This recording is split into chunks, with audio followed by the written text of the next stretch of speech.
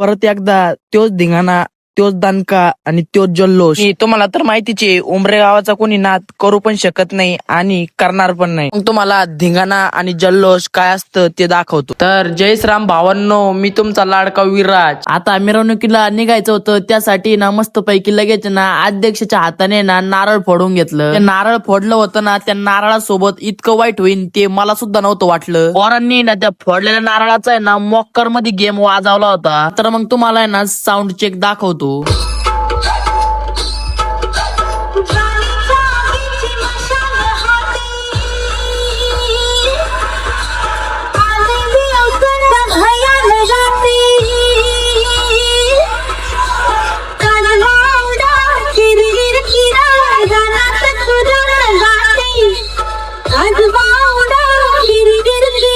हा तर फक्त साऊंड चेक होता, कारण पिक्चर अजून बाकी होता. आता आहे ना सगळे कार्यकर्ते ना नाचण्यासाठी ना एकदम ओके मध्ये ना सज्ज झाले होते. आणि जशी जगदंब साऊंडची आणि मातोश्री साऊंडची गावात एंट्री झाली होती, तशी लोकांची गर्दी ऑटोमॅटिक वाढली होती. असं म्हणतात की म्हाताऱ्या माणसाचं जर वय झालं तर त्याने घरात शांत बसून राहावं. चला मग तुम्हाला म्हाताऱ्याचा दणका दाखवतो.